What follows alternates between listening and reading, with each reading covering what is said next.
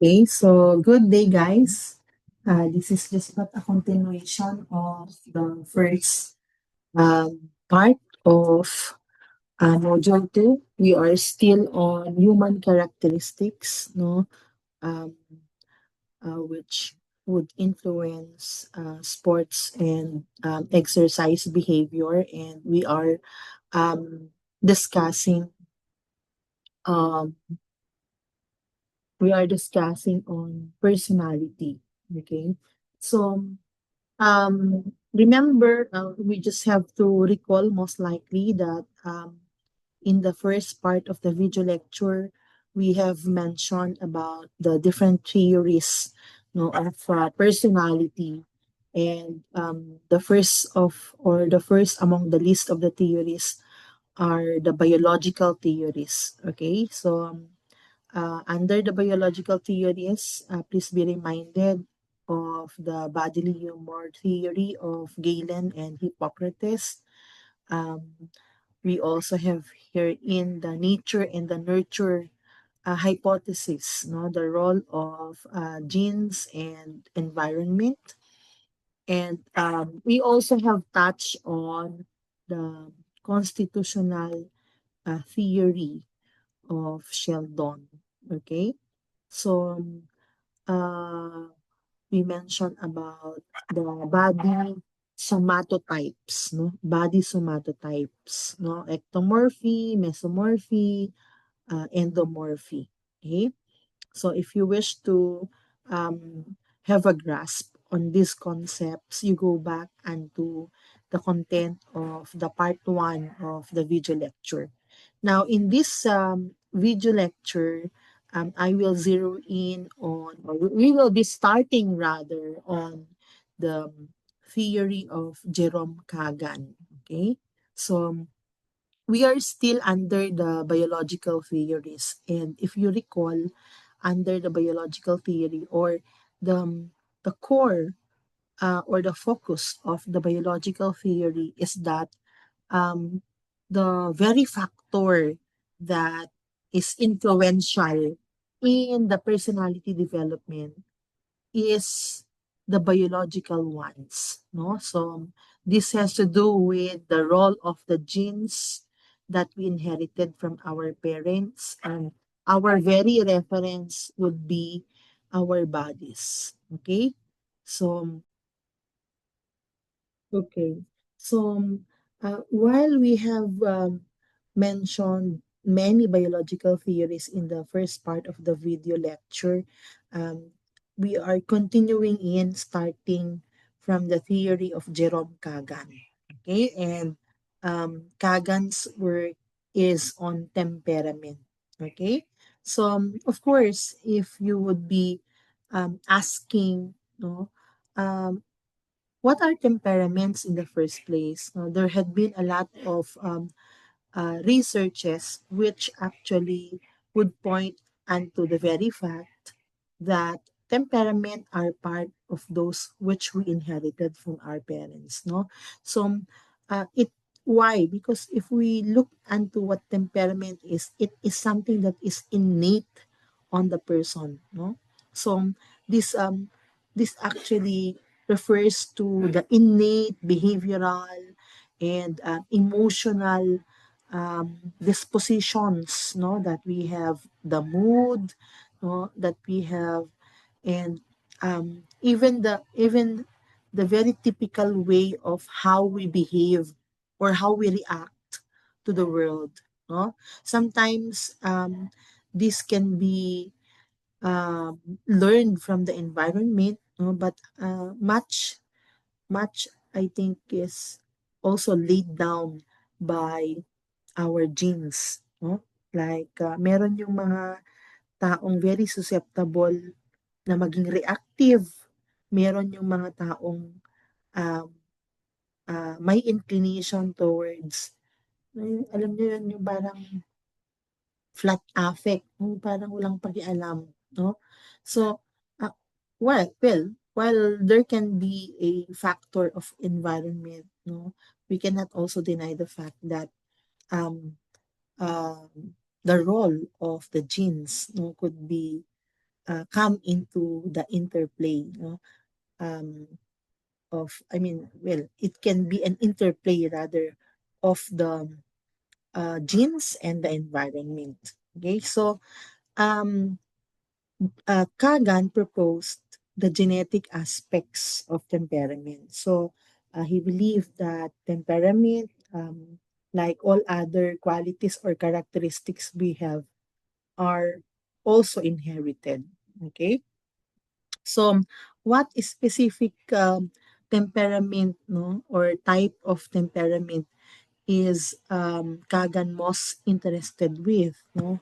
So it has to do with um, how um, inhibited or uninhibited we are, no? Yung pagiging shy or pagiging outgoing, no? So kapag ang tao ay inhibited, no?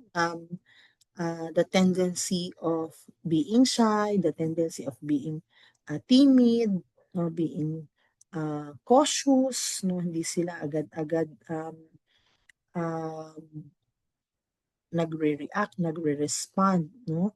So, uninhibited, on the other hand, no, appears to be those who are outgoing, no, those who are bold, those who are sociable, no?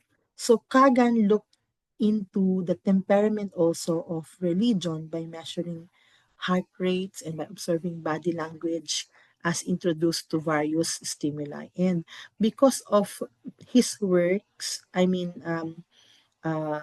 his research initiatives, no, um, he more likely is inclined towards the information or the belief that temperament, that there can be determining factors, no, of or yeah, the genetic endowment rather, no, and even our lifestyle, no, can be determining factors, no, of our personality and behavior.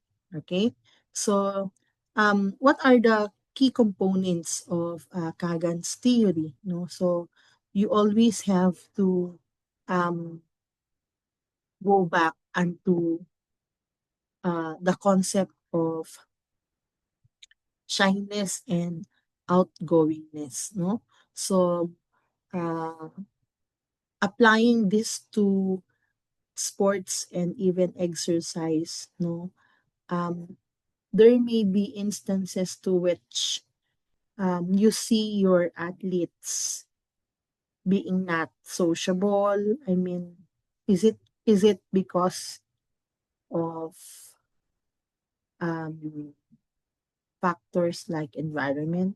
Probably kasama yan, no? Pero what am I just trying to drive at is that um, the coaches or the athletes that we may interact with or that we may encounter have different temperaments, no?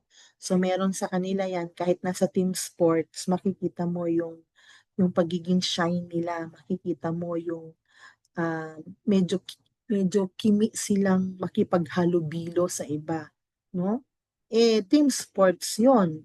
Okay, so team sports demand that one should be sociable, one should be able to interact with the teammates, no? That one should be bold, no? So that he or she could be able to interact well with um, with his teammates, no? So the problem lies when the the athlete or the coachee um has this kind of temperament, and um when he is what when he is um expected, no, um to behave in a manner that he is sociable or that he is outgoing. Okay, so especially so when the sports also demand, for for such characteristic, no?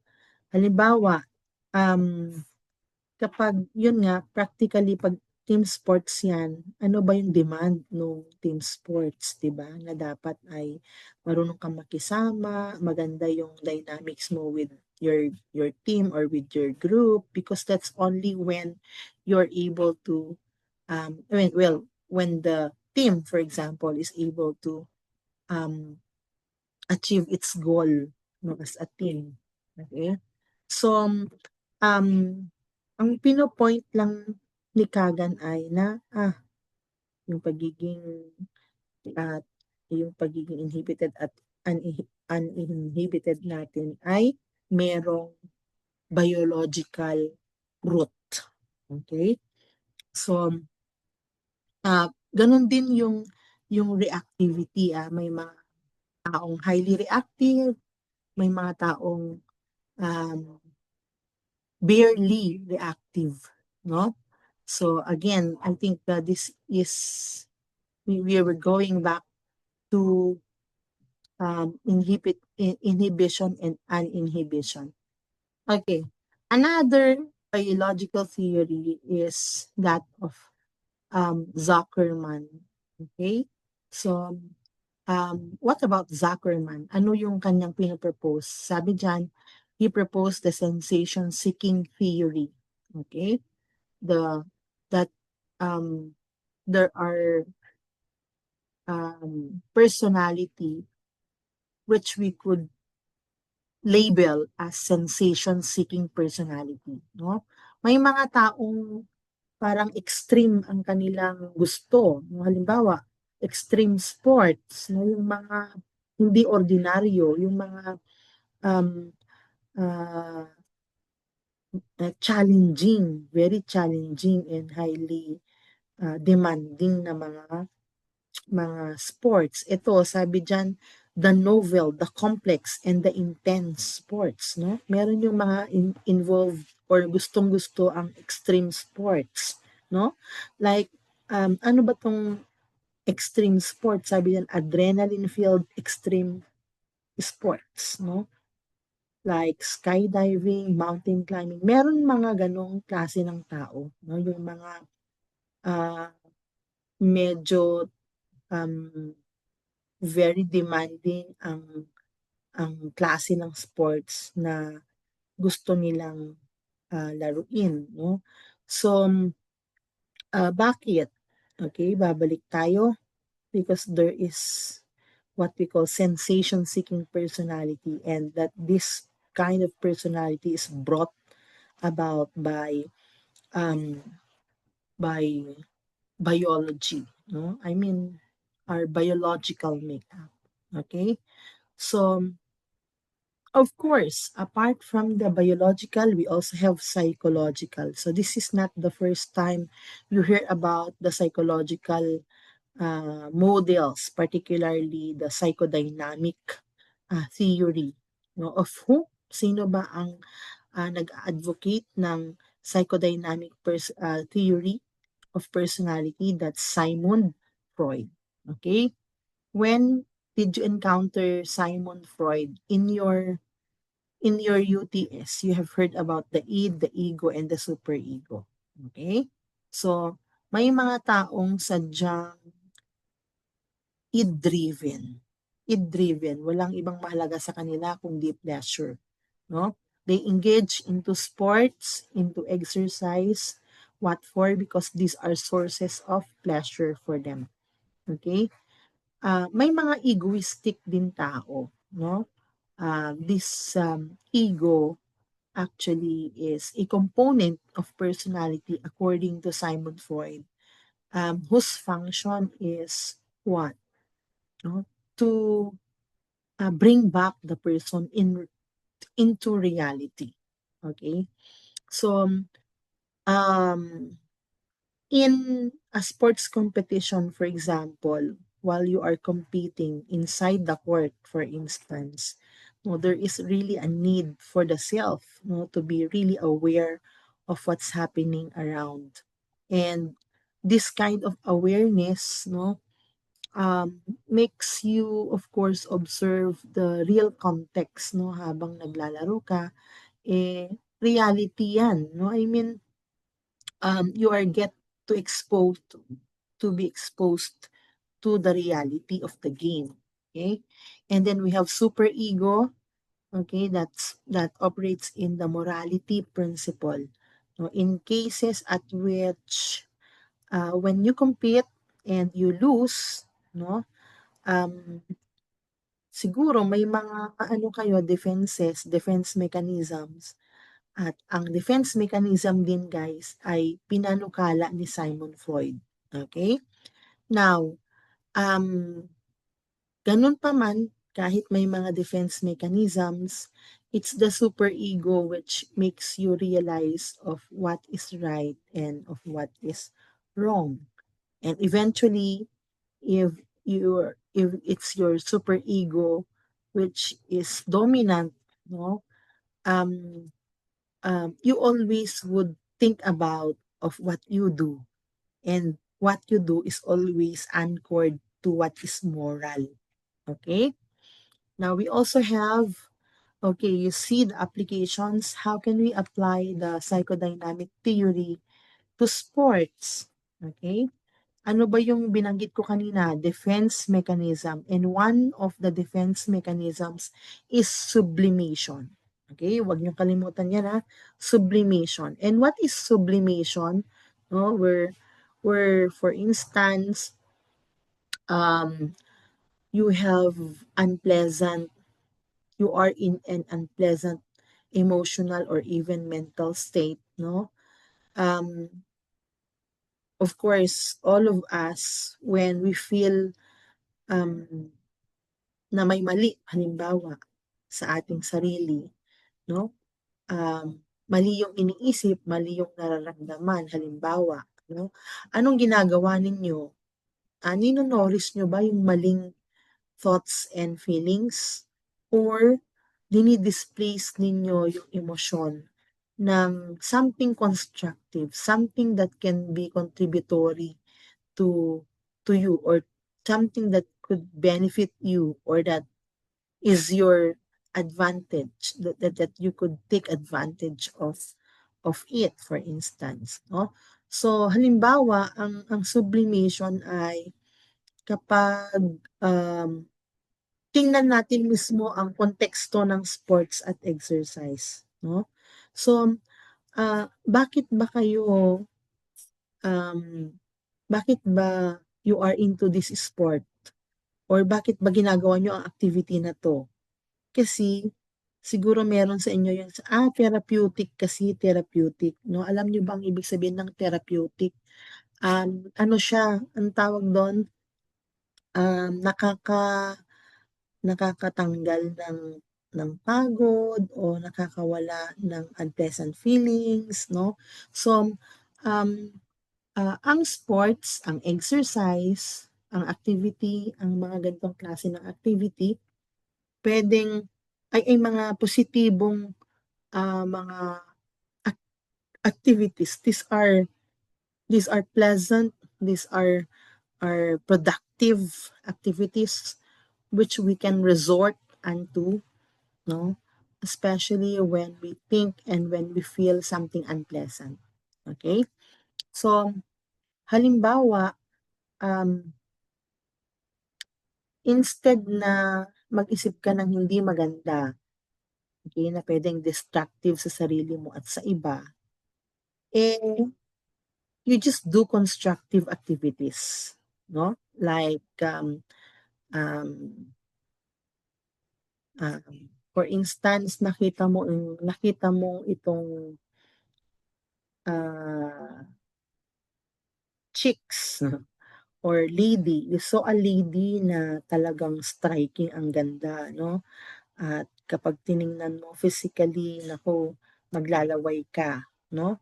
So, um, instead of being preoccupied with your lust, no, and LUST, no, or your fantasy toward this lady, no, what you do is, imbes na mag-imagine ka ng kung ano-ano, patungkol dun sa babaeng um, pinagnanasaan mo, no? So, imbes na pagnasaan mo siya, you rather would shift your energy to something constructive, no? So, pwedeng magtanim ka na lang, you do gardening, pwedeng maglaro ka, or you engage yourself into sports, or pwedeng you do activities like music, like art. So any activity that is productive, any activity that would make you resolve unpleasant thoughts and feelings. So sports along with arts are considered as methods of sublimation. Okay? So, alam niyo kung ano ang sublimation. So, you replace something that is not acceptable to something that is acceptable. Okay? Now, we also have Maslow. Okay, so sino ang hindi makakaalala kay Abraham Maslow at ang kanyang hierarchy of needs? Alam kong alam nyo yan. Okay, so remember that Maslow had proposed a pyramid to which uh, the different needs of human individuals are covered. Okay, and there's what they call higher order needs and the lower needs. No? So, anything that has to do with the sustenance of our bodily needs